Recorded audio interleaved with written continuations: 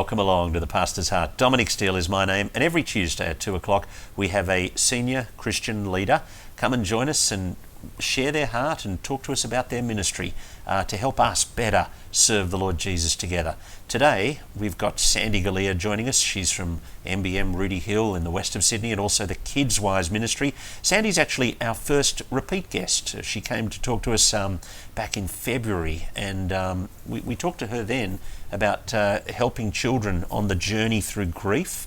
But today we're going to be talking to her about how to grow the ministry team. And so, Sandy, welcome along. Thank you so much for having me again. Thank you for coming back. Now, growing the ministry team, part of that, growing the ministry team, the growth is going to mean grief. It is. I actually wrote a blog about it called The Surprising Grief of Kids Ministry. And really the grief for me, as I look back on my journey of growing teams, is that I just love discipling kids. Mm-hmm. I just love seeing how God actually uses the gifts that He's given me to actually then share the good news about Jesus, and then seeing kids come to know Jesus and grow in faith. It's just been beautiful. But I realised in order to actually grow kids ministry, it was not about me using my gifts, but me actually raising an army of disciple makers, people who had the same passion, the same gifts, and equipping them to do what I love to do. So the grief is, in order to grow this army, I actually need to step out of face-to-face discipleship, which is what I was doing this morning. I was not teaching a scripture class.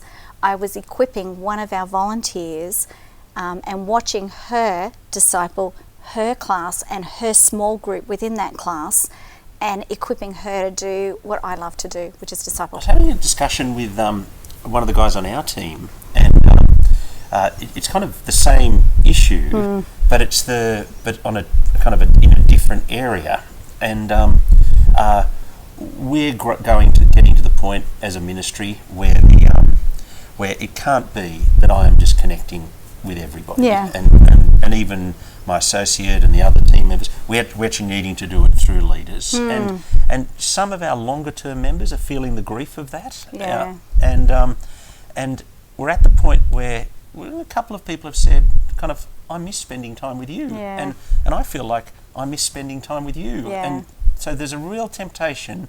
Well, if I miss it and you miss it, well, let's just keep doing what we used to do.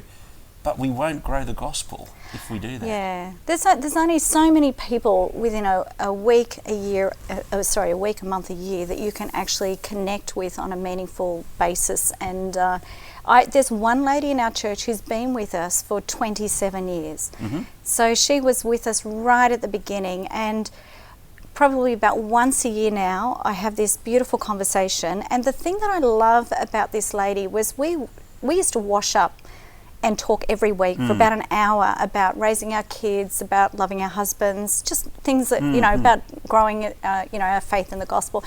And she actually says to me, I really miss our connection, but I love the fact that there are so many more people who hear about Jesus. So it is really, she misses our relationship, but she can see that the cost of us not spending that time together has meant that she's actually got her ministry, I've got my ministry, our ministry teams have grown, but the cost has been that beautiful relationship that we had all those years ago. So I love her gospel heart. Yeah. How do you help people to get to that point?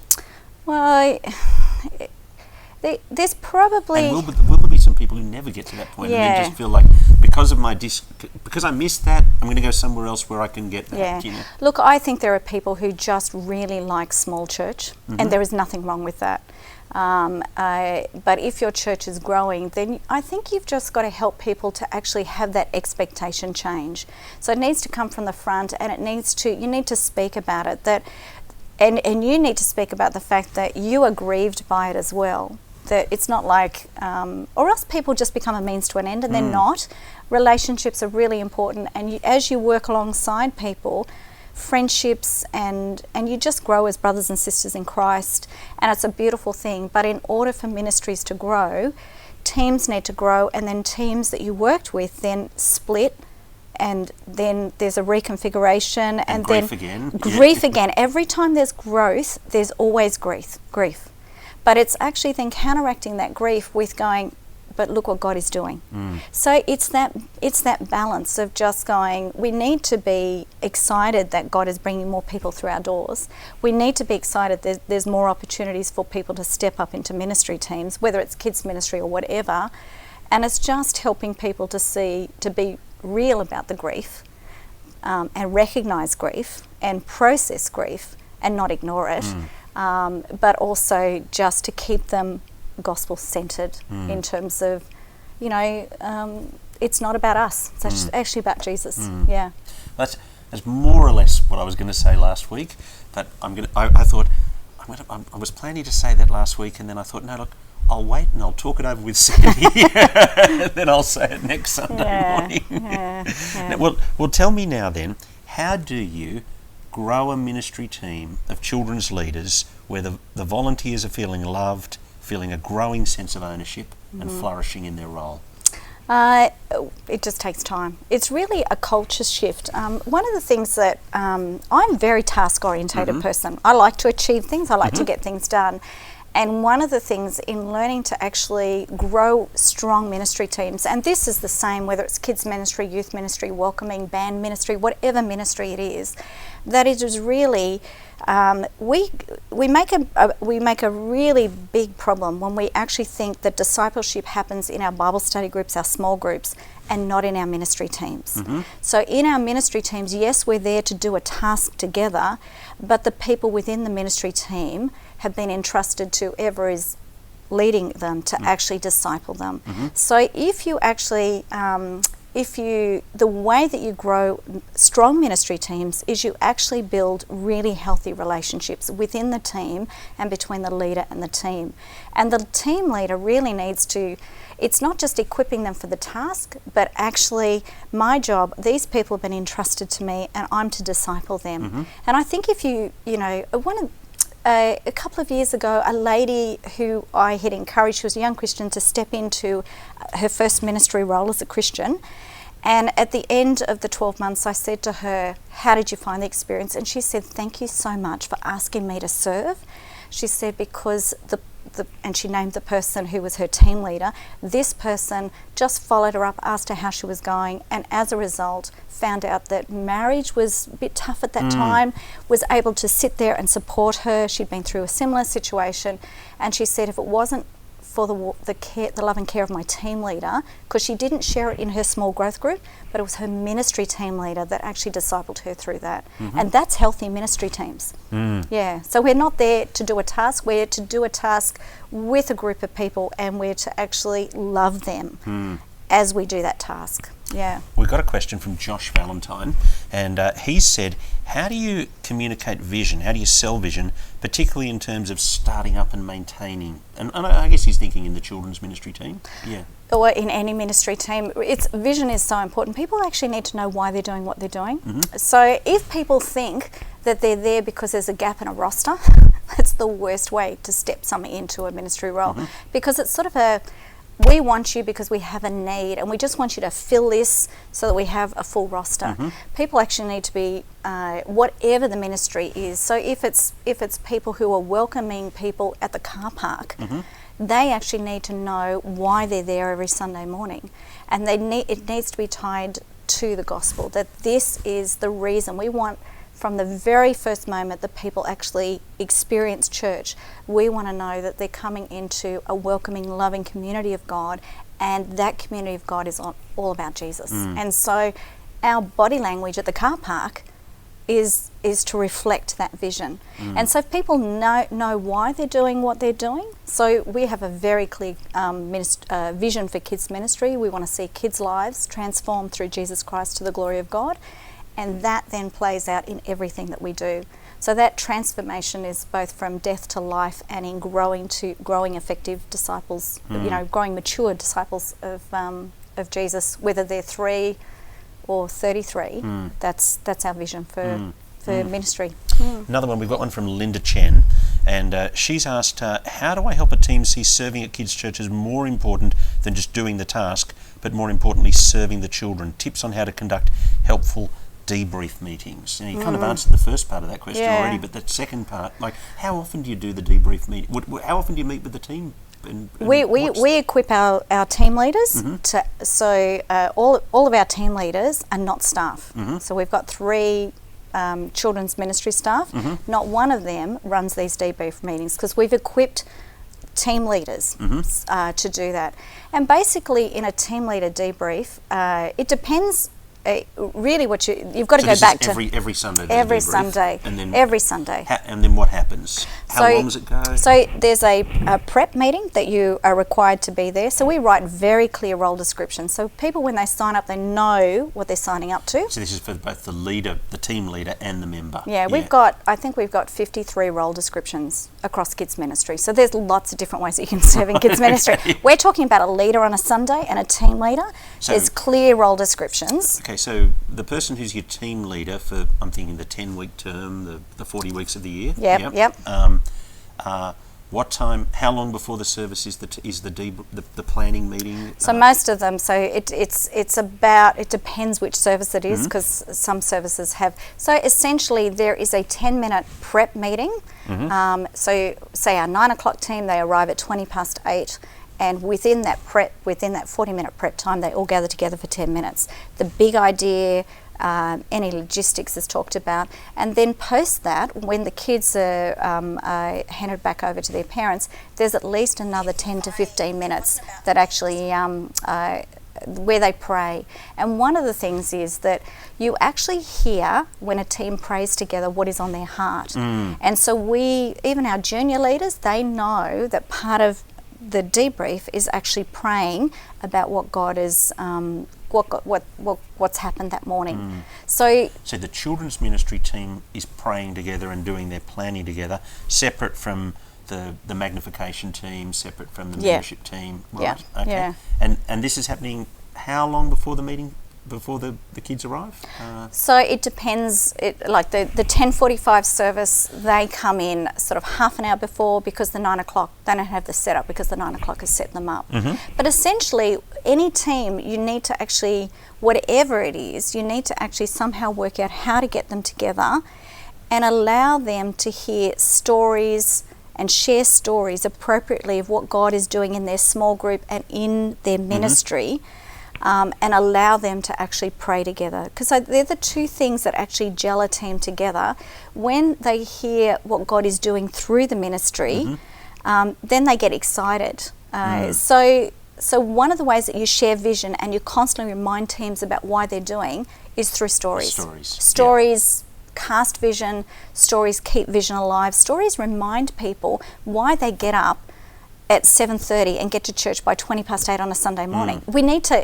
We know it's the gospel, but we need to see what God is doing through our ministry in transforming those lives. And so I call it good gossip. Yeah, you just got to get good at good gossip. So when the kids leave at the end of the program, what happens then?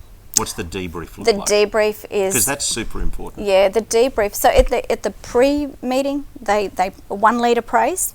But at the debrief, everyone gets to pray.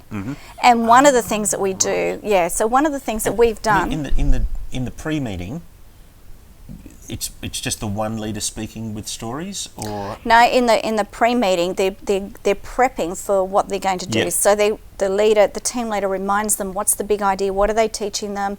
Do a few logistics, because always in kids ministry there's always something going wrong. Well, you've just got to do risk. You know, we're doing this game. How do we actually assess risk? What do we need to think about? Because we've got a mixture of junior leaders and senior leaders, and so our senior leaders, assessing risk becomes second nature to them, but not junior leaders. Junior leaders are gung ho, go on, run that way, and that'll be fine. But our junior leaders need that. Yeah. So it's more logistic and the planning of what's going to happen in the pre-meeting. In the post-meeting, it's where the stories are happening. Yes, or every now and again I will join a pre-meeting, and what I do is I go from meeting to meeting to meeting, and I catch leaders and I just share a story. Like, I don't know if you know, but last week this is what happened, a child asked this question, or, you know, a child said this, or a parent said to me, you know, my child prayed for the first time last week at home. And do you know what I mean? Because sometimes you just, you get stories from all sorts of different angles, and you just got to keep, it's you know, encouraging one another. And that's what stories do. Yeah. And so how long's the post meeting go? Usually we try to keep it around the 10-15 minutes. Sure. But the only way that we've been able to do that effectively is we've raised up another team to support our leaders, and they're our equipment officers and our vacuuming dads. So there's a whole stack of people what a cool title, vacuuming dads. We've got some amazing vacuuming dads who come in at the end and they vacuum our rooms, and they know, I constantly go around and say, you know, and it's beautiful. Their children, some are in preschool, some are in a school age. They're helping their dads vacuum the room so that the leaders. Show me the job description for the vacuuming dads. Vacuuming dads. They just, and there's one guy in particular. Hey, I mean, that's great. You've got to communicate the vision for them and help them. And I keep reminding him. I say, you realise those leaders can pray together because of what you're doing. Yeah. And he loves what he's seen. His wife is involved in kids ministry, but he loves to see what God is doing in the lives of his kids. And, you know, and so it's just all those people that actually are sort of behind the scenes that make that really undergird, like the admin, the resource creation, the equipment officers. It's really important that you cast vision with them, and you've got to constantly tie what they're doing with what's happening. Doing. So when I send out a celebration email, all of those people are included as I celebrate stories, because we can't function in our multiple teams without what I call these support teams. And it's really like they hold us up. That's what they're the ones that hold us up. We've got a question from Matt Stedman, and he's asked, handing over ministries is hard, not because pastors are micromanagers, but because even mature believers are incredibly stretched. How do you motivate or inspire people to step up into leadership roles? I guess at that point we're thinking, how do you do the first conversation? And perhaps it's hard for you perhaps even to think about this, but in a culture where it's not as established as it is in, I mean, obviously there'd be a whole lot of just really good modelling that's going on in your church with 100 or so leaders, but what about the pastor where they haven't had the culture and he's trying to introduce the culture? Yeah, look, we talk about introducing what we call a serving mindset in our toddler rooms, our 1 and 2 year olds. So we begin to actually talk about how, you know, we actually want kids to actually grow up in a culture where they're contributing, where they're serving, and so that's what we've done, and we actually begin identifying leaders of leaders at 6 years of age to actually then run prayer groups in the holidays with their peers. So it's a mindset that the whole church needs to have, and you begin with the very youngest. In terms of as you get older, having those conversations and helping people to see that probably unexplored truth in Scripture, that it is more blessed to give than receive, and actually saying that when you actually give to another person, there is a level of joy and happiness that comes back to you because you have impacted another person's life for good. And so one of the things I do say when there's churches and they're finding it hard to actually grow leaders is having a look at how many different, often in smaller churches, how many different roles people are in. And one of the things I think people need to have a conversation is actually, where is your gifting, where is your capacity, and where's the best place to serve, and serve in one ministry. And it's really hard when you've got people in, you know, they're doing welcoming this week, and they're on morning tea this week. And often they like the diversity. They do. But you won't grow them. It's them making a sacrifice. Choose one, and because it really takes, particularly when you're thinking about intentionally discipling a group of kids, teenagers or adults, that actually, it takes a long time to actually grow a leader in terms of confidence and confidence, because there's lots of pastoral issues that will come across your path. You know, you could have a child that's been diagnosed with cancer in your group, or if you're discipling adults, someone whose marriage is falling apart. So there's lots of complexity when we're talking about pastoring. Now, what about, you talked a moment ago about identifying a 6-year-old, and and them encouraging their friends to pray. But when do you actually, what's the age you prepared to approach somebody to be in junior leadership in the kids ministry? So I'm about to approach our youth leaders. We do it in term 2, and we get a new batch of year 7 and 8 students who've been in our youth G teams, our growth groups, and then we ask for recommendations from our youth leaders, and then we take those lists and I have conversations with every one of the parents and saying, actually, is what we're seeing at youth group in our G teams consistent at home? And then I have a conversation with each of the youth. And so it's quite a thorough process. Really, we're looking at character, and we're looking at the fact that their faith is being expressed in their home life as well as their church life. And every now and again you'll find that there's a youth that, you know, looks really good. Yeah, but mum and dad say, look, they're really treating their younger brother and sister really badly. And those youth that we've had those conversations with, we're not saying no to leadership, but we're saying not yet. And the youth group leader is going to covenant to pray with you about this issue, because leadership is about character before it's about your competency. The character trumps everything. Well, just on that, your year 7 to 10 kid, how much in terms of time involvement at church in a week? What are they doing? If they're stepping for our youth buddies, they have 2 weeks. It's a 3-week block of training with me, and they do that 3 times a year. When they get to year 8, then they can come in as a junior leader under a leader, and they come in full year. So they have. Their Friday night youth group. They have Sunday to go to Friday Friday and Sunday night church and a G team, which is a growth group. So whereas our adult leaders have to attend church and go to a G team, so more is required of our teenage leaders. So actually the teenagers, so year 8 to 10, they're in Sunday morning kids serving, Sunday night church, and G team Sunday afternoon. Oh, G team Sunday afternoon. Yeah, just before the evening service. Just before the evening. That's a good idea. Yeah, that's our youth pastor. Ding ding. Yeah, I know. He's very good, our youth pastor. and then Friday night youth group. Yeah.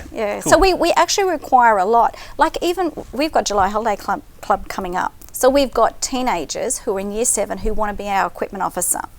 Now, to actually move stuff from place to place, you have to have all of those requirements to hit. So our equipment officers are top notch, but they're our future leaders. And what we do is we bring them in and show leadership is about serving, and your first year of serving on club is about moving stuff from place to place to place, because really that's what leadership is. And so, you know, every now and again, we have to knock kids back because we've got too many equipment officers. Now, we've only got 5 more minutes, and I've got a stack more Facebook questions. That's all right. I've got one from Melissa Tyrrell. What do you think are some of the reasons why someone might fail to lead a team that does ministry and instead continue doing? So they're kind of keen, they're liking serving Jesus, but then they actually can't make the step into leading leaders. Yeah. You know? Look, it is a gifting. So I've had people, years ago, I had this beautiful, godly woman, and she really gifted. She loves discipling 3 and 4-year-olds. She's really gifted at it. And I asked her to consider leading a team. She stepped into that role, and I thought she was doing a great job, but she came to me a little bit into it, and she said, I don't like doing what I'm doing because I just miss the kids. Because really what you're doing is you're managing the team and watching the room, and you're, you know, and she's beautiful with the parents. She had all the things, but she didn't like it. And so then I said, would you like to then become a team member again? And it was really interesting. It was her choice to do that, to step into team leading, but it probably took me 6 months of conversations with her of saying it wasn't a failure. And that's the thing, like it's being a leader of leaders, it's finding where your gifting is and landing, and I call it round pegs and round holes. Now she's just really good at discipling kids, and I thought she was an excellent team leader, but she didn't want to stay there. But I think it is that whole thing of actually longevity in ministry is helping people to land in the role that suits them. So, and I look at every stage of growth. I have always asked, do I have the gifting set to actually help kids ministry at MBM take the next step? And if I wasn't willing to change how I saw my role, then things won't grow. Because I personally realise, when I look back, I think I was the reason. No, it's always sovereignty of God. It's not about me. But I do think that I didn't actually help people to actually grow in their... I didn't see myself as an equipper, and because I saw myself as a discipler, I didn't actually help other people to actually grow. How do you think about it like this? One of my thoughts is trying to think, and I'm trying to think about each person, each of my leaders, and think, how can I this year help you climb a ministry hill? Do you know, how can I help you go into new waters for you for ministry? Not a mountain so completely freaks you out, do you know? But a hill so that you're not doing the same thing that you were last year. Is that how you think about it? Yeah. So we have role descriptions. So there's this guy that he was retired. He turned up at our church offices because his wife said, "You're retired, go find something to do. Go to the church, they'll find something for you to do." He came to our administrator, and I found him in our resource room because she said, "Oh, there's some cutting in there, Sandy, I'll get you to do some cutting." And he was sitting in there trying to cut. And I walked in and I said, "Hi, Ray." I said, "Thank you so much." I said, "How's that going for you?" And he said, "Look, it's not the bit, it's not the thing I'd love to do." And I said, "Come and have a cup of coffee. And then what is it that you would like to do?" And I found out that he used to work in an organisation that was administratively strong and aimed to protect kids in society. Right. And so and I said to him, I just cast a vision. I said, "Look, the government has said that we have to get all of these working with children's checks done." And we had 170 people that at that stage needed to get them done. And I said, and this was in about September, and I said, they've all got to be done by March next year. Yep. Is that something that you would like to do? And he said yes. And that was his role description. Yep. That's what he had to do. And then I sat down with him after that, and then he said, I've done that, I can maintain that, give me more. Yep. So every year I've sat down with him, and he now gives us sometimes 2.5 days a week, and he's got a team of people, and he does all the admin. No admin in kids ministry, or very little, is done by paid staff anymore, because he's got the vision. I've got one last question. Go for it. Matt Stedman, again, has said, how do you move from a single kids church model to multiple age-specific classes, 2 to 3-year-olds, 5 to 7-year-olds? And that's the age and stage that his church is at. He's pushing at that barrier. Yeah. Look, there's this magical number of around 50 kids where you need to restructure what's happening on a Sunday morning. And one of the things is you need what's called a non-teaching coordinator, ministry director, kids minister, whatever you call them. So they need to be freed and step out of the ministry. And they need to pour their time into leaders within each room. Yep. And they need to actually be the one that actually helps with the front end of welcoming families into kids ministry. There's this just magical number of about 45 to 55 kids. If you don't change that structure and get somebody to step out and become an equipper and the face of all of those different teams, then it's quite hard to grow. And they've got to pour their energy into a leader of leaders within each of those age groups. That was really hard to do, because then you stop doing face-to-face teaching. That's when you grieve. I fought it for years. Yeah, that's when you grieve. So when we started our kids' church last year, we started a new campus. Cherie took on that role, and the first thing I said to her, we were sending 30 kids over, and I said, from the word get-go, you are not teaching face-to-face, you are an equipper. So I set up her role, and that's what she's done. Yeah, and it goes beautifully. That's so helpful. Well, not beautifully. I mean, it's all very messy, but it's in terms of ministry, it's all very messy. But it's been beautiful to see that ministry and that ministry team they began on the right footing. They didn't have to change. And they began the way they intended to continue. Yes, yeah, that's right. Her role will just grow, but it won't. Yeah. Thanks so much for coming in. pleasure. Can I just talk about our team building? Oh, yeah. Tell us about that, because it's just a few days away. Yeah, Saturday week. So it's essentially looking at how you actually grow a healthy team. So I do 2 team leader trainings in Sydney. One is Saturday week. You can book in with Kidswise, and that's So really give us looking. the website URL. Kidswise.com.au. Cool. And essentially that is about how to grow a healthy, strong team culture and how to coach people, give ownership and grow them. So if we've whetted your appetite here.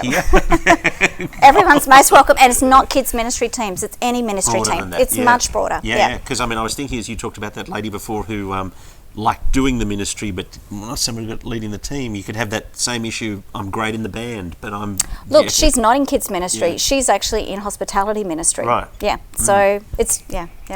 You've been watching The Pastor's Heart, and my guest today has been Sandy Galea from Rooty Hill Anglican Church and Kidswise, and of course that seminar with Sandy coming up 2 Saturdays' time. Saturday week, yes. Cool. And thanks for being with us. We'll see you next week.